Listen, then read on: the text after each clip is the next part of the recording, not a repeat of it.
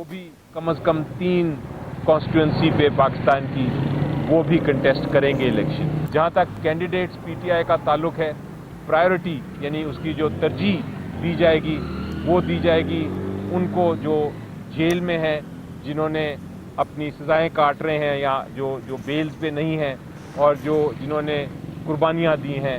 आपने पीटीआई को, worker supporter को न कैंपेन करने दी, न कन्वेंशन करने दिया, ना आपको नॉमिनेशन पेपर फाइल करने नहीं दे रहे। इनकी इतनी घबराहट हो गई। अगर इतनी घबराहट ना हो तो क्या फर्क पड़ता है कि आप किसी को नॉमिनेशन फॉर्म आप ना ले लें। हम तो नहीं चाहते कि इलेक्शन जो है वो अनकंटेस्ट हो, अनअपोज्ड इलेक्शन। हमको तो कहते हैं मुकाबला करो।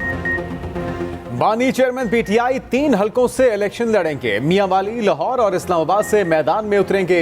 रहनुमा पीटीआई बैरिस्टर अली जफर की मीडिया से गुफ्तगू।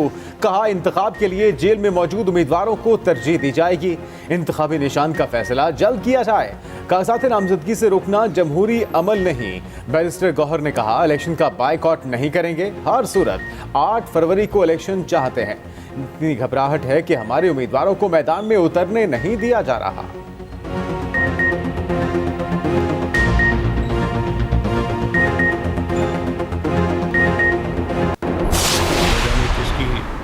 नज़र लग गई हमारे मुल्क को। जब भी कोई तरक्की का काम दौर शुरू होता है, तरक्की का दौर आता है, तो 4 दिन तरक्की के बाद फिर 10 दिन हम फिर पीछे चले जाते हैं। 1 स्टेप आगे लेते हैं, 4 स्टेप पीछे चले जाते हैं। आज जो दूध का दूध और पानी का पानी हो रहा है, जाली केसेस जो बने थे उन ख़त्म हो गए हैं। 3 हेयरिंग्स में ही उन्होंने उठा के बाहर फेंका। मेरी जगह ऐसे शख्स को लाया गया जिसने मुल्क तबाह कर दिया। नवाज शरीफ ने पार्लिमानी बोर्ड के इजलास से खिताब में कहा, जब मैं वजीर आजम था मुल्क खुशहाली की तरफ बढ़ रहा था, रुपया मजबूत था, लोगों को रोजगार मिला, दुनिया चांद पर पहुंच गई, हम जमीन से नहीं उठ सके। सवाल किया, झूठे केसेस बनाने की क्या जरूरत थी? आज वो सजाएं कहाँ गई? आज मेरी नहली भी खत्म हो गई। यह हादसा पहली बार नहीं हुआ, मुतअद्दिद बार इससे गुजर चुके।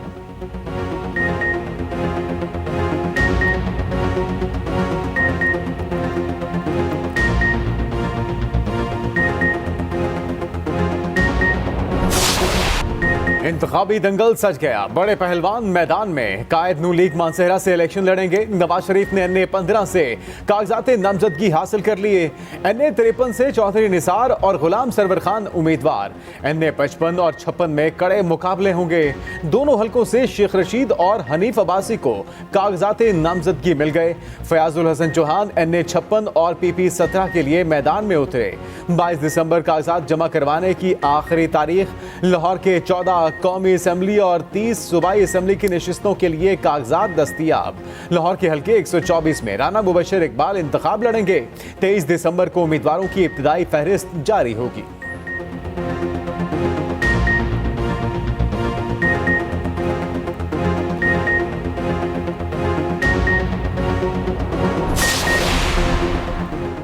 दो सियासी जमातों ने इंतखाबी शेड्यूल में तरमीम का मुतालबा कर दिया। MKM और JUIFA ने इलेक्शन कमीशन से रुजू कर लिया।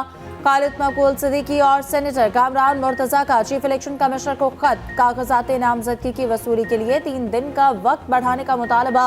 मौक़िफ़ अपनाया, उम्मीदवारों को पार्टी टिकट तकसीम करने हैं। वक्त बढ़ाने से सियासी जमातों को बेहतर उम्मीदवारों के चुनाव में आसानी होगी।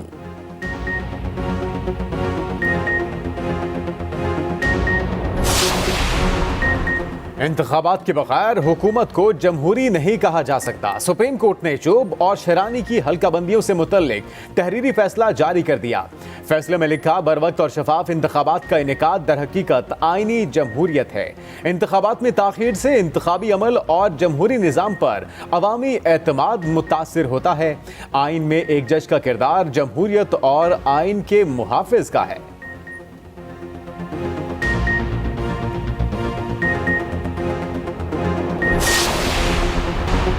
हम इंतखाबात चाहते हैं। इलेक्शन कमीशन पर मुकम्मल एतमाद है। तमाम सियासी जमातें इलेक्शन कमीशन पर एतमाद का इजहार कर चुकी हैं। वतीरा बन गया कि जो बात इलेक्शन कमीशन की पसंद ना आए तो एतराज़ करें। मुस्लिम लीग नून के रहनुमा अता तारड़ और मलिक अहमद खान की लाहौर में मीडिया से बातचीत। नून लीग के उम्मीदवारों के इंटरव्यू जारी हैं। उम्मीदवार फाइनल होंगे तो जल्द से भी होंगे।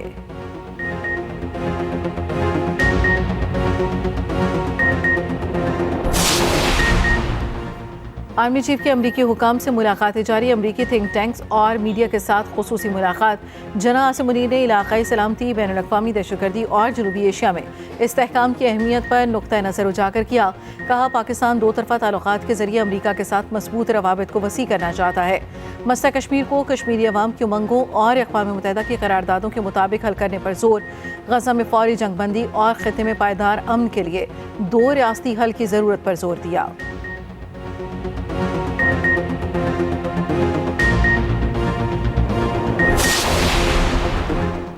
ऑडियो लीक्स केस, वफाकी हुकूमत और FIA को नोटिस जारी। अदालत में वज़ीर आज़म हाउस की तरफ से रिपोर्ट पेश।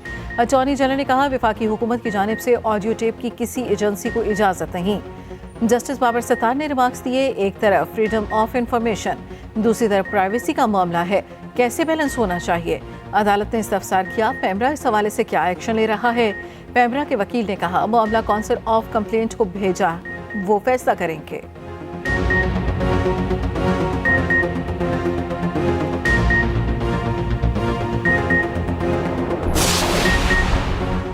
कराची वालों के लिए बिजली महंगी करने की तैयारी। ₹1.72 फी यूनिट इजाफे का इम्कान। वफाकी हुकूमत की दरख्वास्त पर नेपरा समाअत करेगा। इजाफा गुज़श्ता माली साल की दूसरी और तीसरी समाही एडजस्टमेंट की मद में मांगा गया।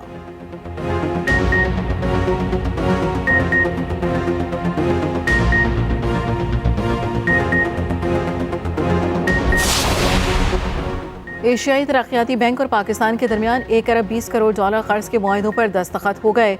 एशियाई तरक्याती बैंक हुक्काम ने मुआहिदों की तस्दीक कर दी। Budget financing, domestic resource mobilisation और ख़वातीन को माली तौर पर खुद मुख्तार बनाने समेत 6 मंसूबे शामिल हैं।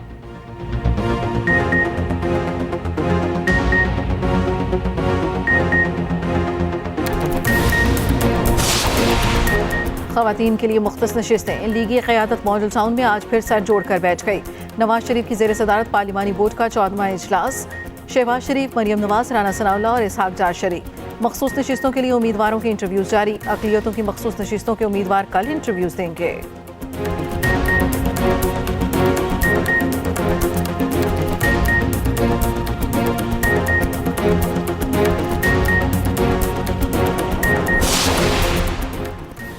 सारा इनाम कातिल केस में अहम पेशरफ्त। मुजरिम शाहनवाज अमीर ने सजाए मौत के खिलाफ अपील दायर कर दी। सारा इनाम को 23 दिसंबर 2022 को इस्लामाबाद में कत्ल किया गया था।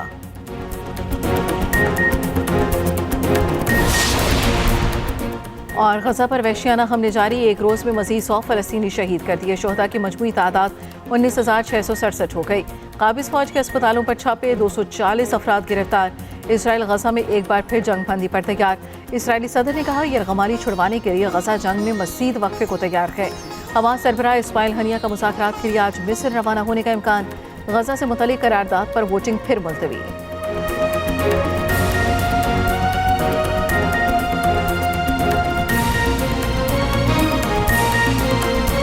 कराची आर्ट्स काउंसिल में तस्वीरी नुमाइश। सिंध के निगरान वज़रा नुमाइश देखने आर्ट्स काउंसिल पहुंचे। निगरान वज़ीर इत्तलात सिंध अहमद शाह कहते हैं, मुस्तकबिल में पाकिस्तान को रोशन देखना चाहते हैं।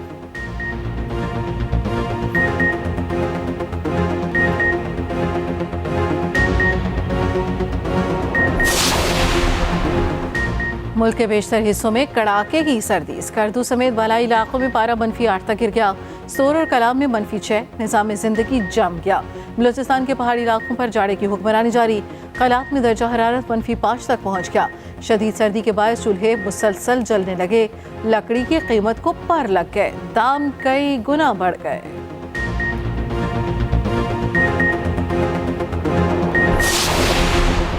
कैंगरूज के खिलाफ जोर का जोर। शाहीन आज तैयारी करेंगे। दूसरे टेस्ट से कबल कौमी टीम मेलबर्न में मौजूद। खिलाड़ी आज जमकर प्रैक्टिस करेंगे। Fast bowler Khurram Shahzad unfit.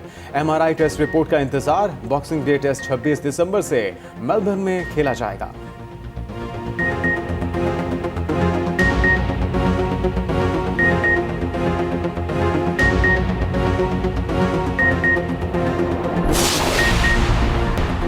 गैर कानूनी अफगान बाशिंदों की वापसी का सिलसिला जारी। गुज़िश्ता रोज 1748 गैर कानूनी अफगान बाशिंदे अपने वतन लौट गए।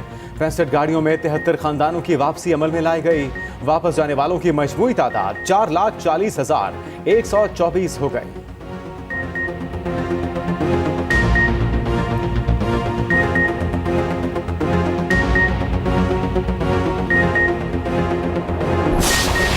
रवां इलॉन मस्क ने ट्विटर की चिड़िया उड़ा दी। सोशल मीडिया प्लेटफॉर्म का नया नाम एक्स रख दिया। नाम और लोगों की तब्दीली मौजूए बहस बना रहा।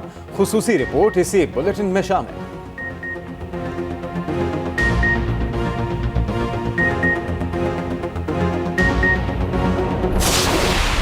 भारत में मोदी लॉ नाफिज, जमहूरियत को मुकम्मल तौर पर बर्बाद कर दिया गया। एक्शन से कबल लोकसभा से 49 अरकान मुअत्तल, मजमूई तौर पर 141 अपोजिशन अरकान का रिकॉर्ड मुअत्तल। अपोजिशन जमातों के अरकान ने साथियों की मुअत्तली पर एहतजाज किया। भारतीय पार्लियामेंट के बाहर मुअत्तल अरकान की शदीद नारेबाजी। भारतीय वज़ीर दाखिला अमित शाह के इस्तीफे का मुतालबा।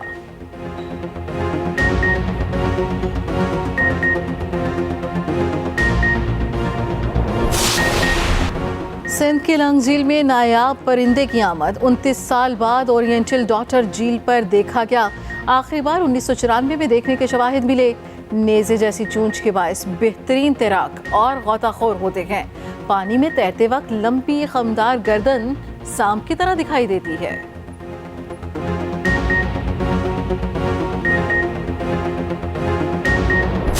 पाकिस्तान वर्ल्ड के अंदर जो ओलंपिक गेम्स हो उसमें अगर हम रैंकिंग से ऊपर जा रहे हैं तो पाकिस्तान का नाम भी मशहूर हो रहा है। लेकिन पाकिस्तान में टैलेंट बहुत ज़्यादा, देखें कोई इंफ्रास्ट्रक्चर हमारे पास नहीं है, बेसबॉल का ग्राउंड नहीं है, स्टेडियम नहीं है, लेकिन पाकिस्तान अपने वर्ल्ड जो ओलंपिक टीम है जापान उनके साथ मैच खेला। वो मैच इतना अच्छा खेला कि पूरे वर्ल्ड में फोकस हो गया कि पाकिस्तान का बच्चा इतनी अच्छी पिचिंग करा सकता। एशियन बेसबॉल चैंपियनशिप में पाकिस्तान की 5वीं पोजीशन। पाकिस्तानी टीम ने वर्ल्ड रैंकिंग में 11 दर्जे तरक्की कर ली। शहरबानो पाकिस्तान की पहली सर्टिफाइड खातून बेसबॉल कोच बन गईं। चाइनीज ताइपे में कोचिंग कोर्स 3 दिन तक जारी रहा।